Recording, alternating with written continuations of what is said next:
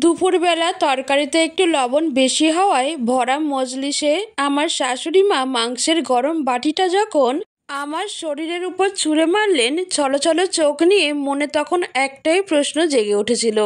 আচ্ছা, অনাথ হয়ে জন্ম নিয়ে কি খুব বড় অপরাধ করে ফেলেছি? অনাথদের কি বাঁচার কোনো অধিকার নেই এই পৃথিবীতে? কোনোভাবেই নেই। রুবি আমার একমাত্র ননদ। সে এখন 7 মাসের অন্তঃসত্ত্বা। বাড়িতে আজ তারই স্বাদের অনুষ্ঠান হলো। বাড়িতে আত্মীয় স্বজনের গমগম পরিবেশ।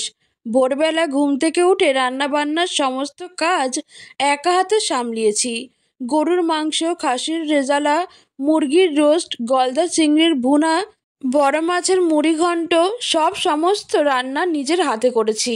দায়িত্ব নিয়ে খুব ভালোবেসেই করেছি। একমাত্র ননদ কিনা আমার।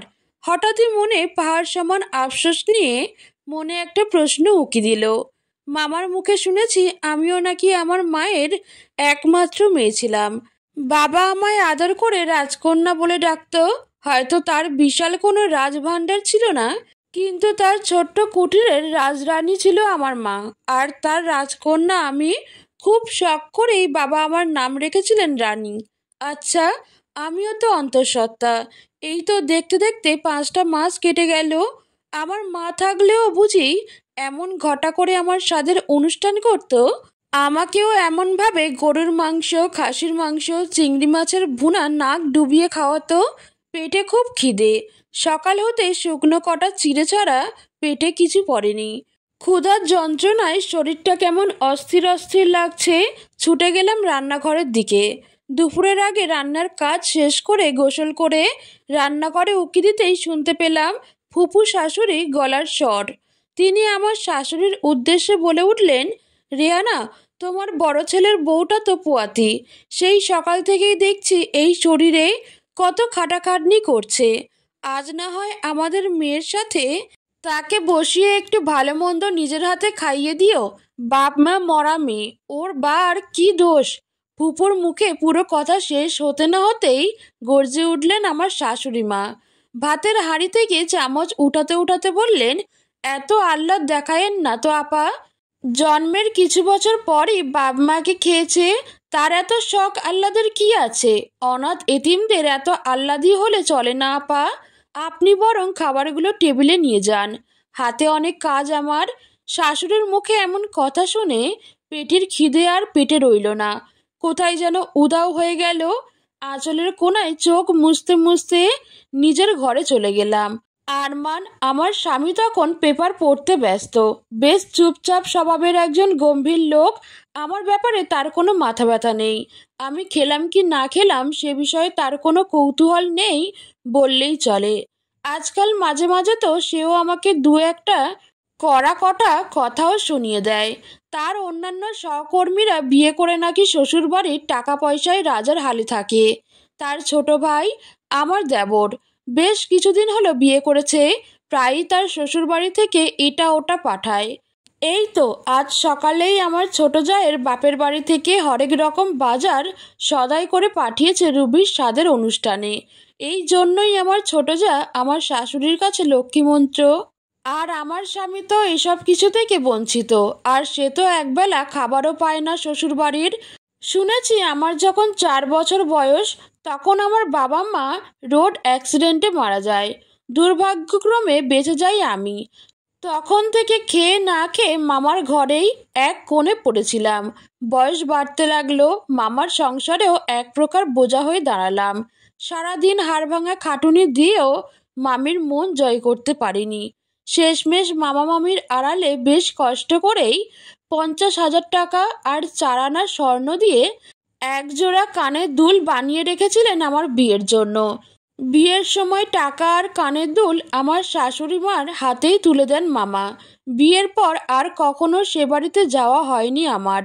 মাঝে একদিন মামা এসেছিলেন বাজার থেকে সস্তা মিষ্টি আনতে। বেশ অপমানিতও হতে হয়েছিল তাকে। তারপর থেকে আর মামা এ বাড়িতে আসেনি। শুনেছি সেদিন এ বাড়ি থেকে যাওয়ার দিন রাতেই মামা মারা গেছেন। মায়ের শেষ অংশীদার মামাও যখন চলে গেলেন তখন আর আমার কে আছে পৃথিবীতে? তারপর থেকেই খেয়ে না খেয়ে শাশুড়ি স্বামীর অকথ্য কথা হজম করেই মুখ থুবড়ে পড়ে আছি এ বাড়িতেই। বিয়ের প্রায় বছর পেরুলো, সন্ধ্যা তো গড়িয়ে গেল। এত ননির পুতুল হলে হবে? বাসনগুলো পরিষ্কার করে রান্নাঘরে এসো এবার, অনেক কাজ পড়ে আছে। শাশুড়ির কথায় ভাবনার সুতো কাটলো আমার।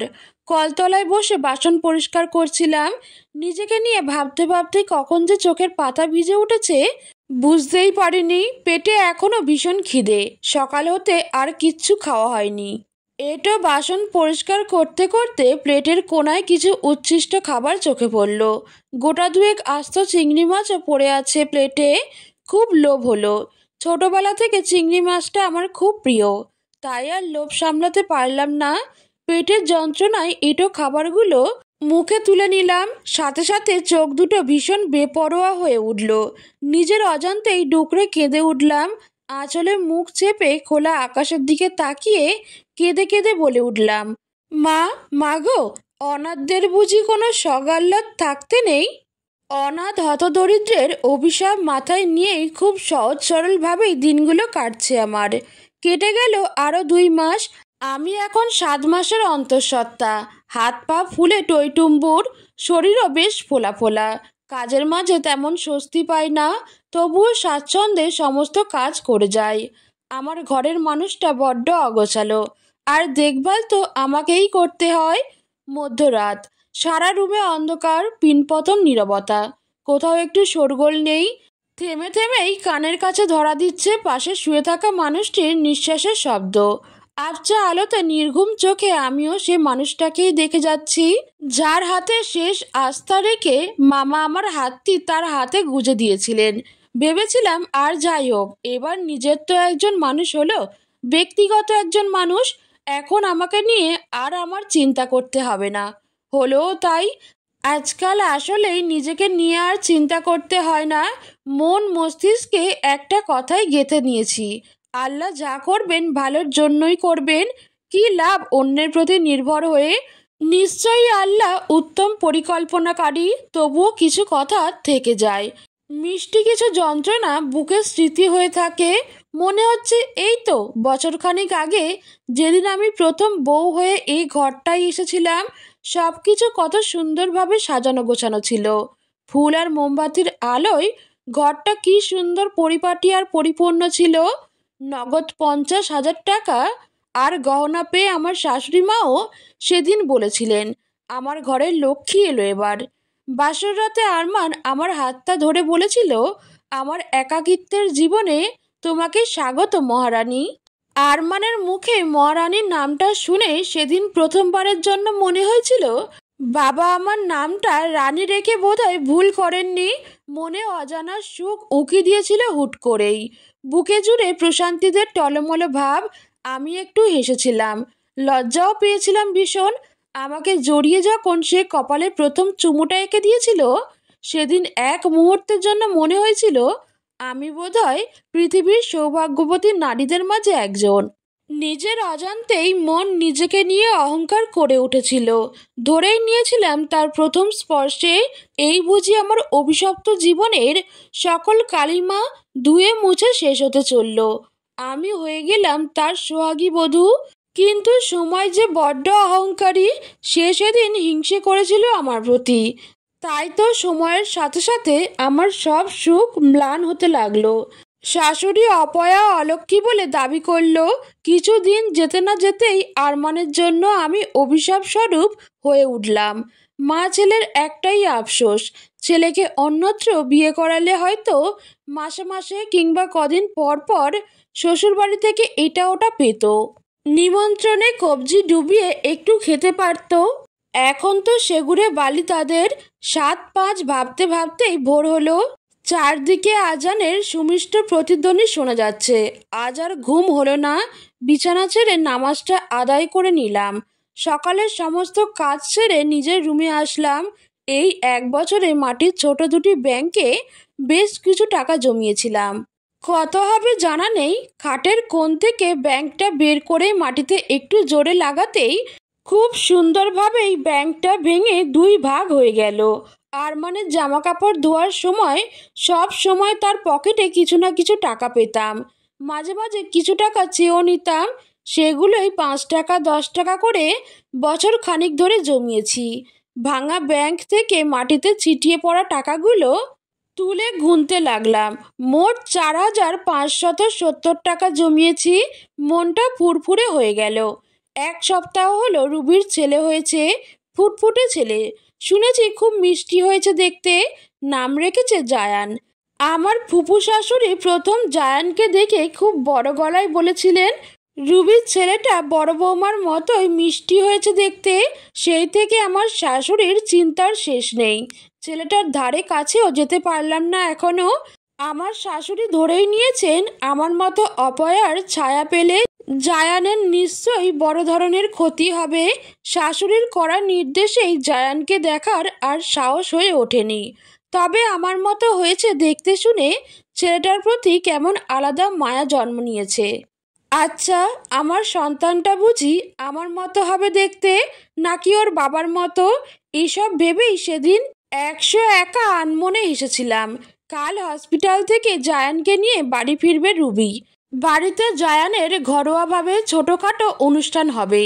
আমার শ্বশুরবাড়ির প্রথম সন্তান বলে কথা। শাশুড়ির খুশির অন্ত নেই যেন। এদিকে আমার শাশুড়ি যা দেবর সবাই অনেক পরিকল্পনা করে রেখেছেন। কে কি দিয়ে প্রথম দেখবে জায়ানকে। কাল যখন সন্ধ্যায় রান্নাঘরের কাজ শেষ করে নিজের ঘরের দিকে ফিরছিলাম, তখন আমার ছোট যা বেশ বিদ্রূপ করেই বলে উঠল, আচ্ছা তুমি তো বড় মামি, কাল কি দিবে গো তুমি জায়ানকে? আমি তখন মৃদু হেসে বলেছিলাম, আল্লাহ যা মিলাবেন তাই দিব। আমার উত্তরটা আমার শাশুড়ি মায়ের তেমন পছন্দ হলো না। তা ভালোই বুঝতে পারলাম। তিনি তিরস্কার করে বিরস মুখে বললেন যে আমার ছেলেকেই আজ পর্যন্ত 1 পয়সা দিয়ে উপকার করতে পারল না, সে আবার আমার নাতিকে কি দিবে? খবরদার, কাল জায়ানের আশেপাশে যেন তোমাকে না দেখি। তোমার কাজ ওই রান্নাঘর পর্যন্তই শেষ, বলে দিলাম। আমি আর কথা বাড়ালাম না। মাথা নিচু করে চলে আসলাম সেখান থেকে। আস্তে আস্তে শুনতে পেলাম শাশুড়ির করুণ কণ্ঠস্বর, সবই কপাল আমার, বুঝলে ছোট বউ। ছেলেটার জীবনটাকে নিজ হাতে নষ্ট করে দিয়েছি গো, নষ্ট করে দিয়েছি। দুপুরের নামাজ পড়ে নিজের জমানো সেই টাকা নিয়ে বাজারে চলে গেলাম। 2 দিন আগে পাড়ার স্বর্ণকার দাদাকে বলে রেখেছিলাম 1,000 টাকার মধ্যে ছোট করে একটা সোনার আংটি গড়িয়ে দিতে। দাদা সেটা যত্ন সহকারে খুব সুন্দর করে বানিয়ে রেখেছেন। আংটিটা নিয়ে চলে আসলাম। সাথে দোকান থেকে 1,000 টাকায় 2 জোড়া কাপড় কিনে বাসায় ফিরে আসলাম। বাসায় ফিরতে ফিরতে তখন সন্ধ্যা হয়ে গেছে। মাগরিবের নামাজ শেষ করে শরীরটা বেশ ক্লান্ত লাগছিল। এদিকে রাতের রান্নাও করতে হবে। তবুও বিছানায় নিজের শরীরটা এলিয়ে দিতেই ঘুম চলে আসলো। নিজের অজান্তেই ঘুমিয়ে গেলাম সমস্ত কাজ ফেলে রেখে। ঘণ্টাখানেক পর শাশুড়ির চেঁচামেচিতে ঘুম ভাঙলো। ধুঁচ মুছিয়ে বিছানায় উঠে বসলাম। শান্তা, আমার ছোট যা, ওর কান্নার আওয়াজ শুনতে পাচ্ছি। তড়িঘড়ি করে বিছানা থেকে নেমে বাইরে চলে গেলাম। চিৎকার চেঁচামেচি আর কান ঘোষায় শুনতে পেলাম শান্তার ঘরের ড্রয়ার থেকে 5,000 টাকা হারিয়েছে। এটা নিয়েই সে হাউমাউ করে কেঁদে চলেছে। সেখানে দেখলাম শাশুড়ির পাশে আরমানও বসে আছে। আমাকে দেখা মাত্রই আরমানকে উদ্দেশ্য করে বলে উঠলেন, এই চোরের বাচ্চাকে এখনই ঘর থেকে বের করে দে। শাশুড়ির কথায় আমি হতবাক হয়ে গেলাম। আশেপাশে তাকিয়ে দেখি শোরগোলে অনেক লোকজন বাড়িতে জড়ো হয়েছে। সবার মাঝে আমাকে চোরের বাচ্চা কেন বলছেন আমি তো বুঝতে পারলাম না। আমতা আমতা করে সাহস করে একটু মাথা উঁচিয়ে বলে উঠলাম, মা, আমি কি করেছি? এভাবে গালি দিচ্ছেন কেন? প্রশ্ন করতে না করতেই আরমান এসে আমার 2 গালে কষিয়ে থাপ্পড় বসিয়ে দিল। আমি টাল সামলাতে না পেরে মাটিতে পড়ে গেলাম। শাশুড়ি মা তখন আমাকে জায়ানের জন্য আনা সেই আংটি আর কাপড় দেখিয়ে বলতে লাগলেন, এগুলো কোথায় পেয়েছিস? এইসব টাকা কই পেয়েছিস? তোর মরা বাপ কি ভূত হয়ে এসে দিয়ে গেছে? ভালোই ভালোই শান্তার টাকাগুলো কাল সকালের মধ্যে ফেরত দিবি, নয়তো তোর কপালে দুঃখ আছে। চুন্নি, ঘরের চুন্নি। আমার মুখ থেকে আর কোনো কথা বেরুলো না। সবাই সবার মতো চলে গেল যার যার ঘরে। সিদ্ধান্ত হলো সকালের মাঝে টাকা ফেরত না দিলে এ বাড়ি থেকে আমার চলে যেতে হবে। নিজের ঘরের দিকে তাকিয়ে দেখলাম আরমানও দরজাটা বন্ধ করে দিয়েছে। আমার আর কোথাও যাওয়ার জায়গা নেই। নিজেকে নিজেই প্রশ্ন করলাম, কোথায় যাব আমি? মন তখন মাথাচাড়া দিয়ে বলে উঠল, অসহায় এতিম হয়েও এ পৃথিবীতে বাঁচতে নেই, বাঁচতে হয় না। মনের কথায় সায় দিয়ে রান্নাঘরে চলে গেলাম। রান্নাঘরের ইঁদুরের খুব প্রকট বেড়েছিল, তাই আজ জায়ানের আংটি আর কাপড় দিয়ে আসার সময় পাড়ার মোড়ের দোকান থেকে 20 টাকার কীটনাশক সাথে এনেছিলাম। ইঁদুর তাড়াতে সেই কীটনাশক যে পৃথিবী থেকে অনাথ নিরসনের কাজে ব্যবহৃত হবে তা হয়তো একটু আগেও বুঝতে পারিনি। কীটনাশক হাতের মুঠো নিয়েই নিজের পেটের দিকে তাকালাম। উপর হয়ে নিজের পেটে নিজেই শেষ চুমো খেলাম। চোখ থেকে টলমল করে জল গড়িয়ে পড়ছে। কেঁদে কেঁদেই অনাথ মায়ের অনাগত সন্তানকে উদ্দেশ্য করে বললাম, বুঝলি বাবুই, আজ আমাকে অনাথ এতিম অপয়া বলে গালি দেয় লোকে, কাল তোকে হয়তো চোরের বাচ্চা বলে গালি দিবে সবাই। এইসবের দরকার কি বল? চোর অনাথ হয়ে বেঁচে না থেকে আমরা বরং আল্লাহর মেহমান হয়ে চলে যাই। তখন না হয় আল্লাহর কাছে প্রশ্ন করিস, কেন আমাদের এতিম হতদরিদ্র করে দুনিয়াতে পাঠিয়েছিলেন। কেমন? কথাগুলো বলতে না বলতেই আমার বুক ভেঙে আসলো, কলিজা ছিঁড়ে যাচ্ছিল। নিজ হাতে নিজ সন্তানকে খুন করে ফেললাম। কেমন মা আমি? হয়তো লোকে কাল অনাথ এতিমের পাশাপাশি আমাকে খুনি মা বলেও গালি দিবে। পেটে আরও একটা চুমু খেলাম, আদর করে হাত বুলালাম। যন্ত্রণায় কুলাতে না পেরে আর এক মুহূর্ত দেরি করলাম না। পুরো 1 বোতল কীটনাশক চোখ বন্ধ করে খেয়ে নিলাম। কিছুক্ষণের মাঝেই শরীর অবশ হতে লাগলো, চোখে বৃষ্টি নামলো। যন্ত্রণায় ছটফট করতে করতে ভাঙা ভাঙা হাতে রান্নাঘরের মাটিতে কালি দিয়ে লিখতে লাগলাম, আরমান, খাটের তলায় ভাঙা ব্যাংকের টুকরোর পাশে আরও একটা মাটির ব্যাংক রাখা আছে, তাতেও 1000 খানিক টাকা হলেও হতে পারে। বিছানার তোষকের তলায় আরও 500 টাকা আছে। জায়ানের জামা আর আংটি কিনে অবশিষ্ট ছিল, বাকিটাও জমিয়েছিলাম। ভেবেছিলাম জন্মের পর তোমার নাম করে ওকে কিছু একটা কিনে দিব। সে ভাগ্য তো আমার হয়ে হলো না। তুমি বরং বাকি দায়িত্বটা পালন করো। কাল জায়ান বাড়ি ফিরলে তাকে আংটি আর জামাটা নিজ হাতে পরিয়ে দিও। কপালে চুমু দিয়ে বলো, তোর মামিমা এটা তোর জন্য রেখে গেছে। আমাকে দেখার ইচ্ছা হলে কখনো জায়ানকে কোলে নিও। ফুপুর মুখে শুনেছি সে নাকি আমার মতোই দেখতে হয়েছে। মাকেও বলে দিও, কেউ কখনো অনাথ এতিম গরিব হয়ে জন্ম নেয় না পৃথিবীতে, নিয়তি তাদের অনাথ বানিয়ে দেয়। বেঁচে থাকতে অনাগত সন্তানের বাবার দায়িত্ব তো পালন করতে পারলে না। ভোর হলে মাটির ব্যাংকটা ভেঙে সেই টাকায় আমাদের মা সন্তানের দাফন করে এসো। আর বাড়ি ছাড়তে হবে না আমার। তোমার মহারানীকে নিজ হাতে তার আপন ঘরে রেখে এসো, কেমন? আর হ্যাঁ, নিজের যত্নটাও নিও কিন্তু।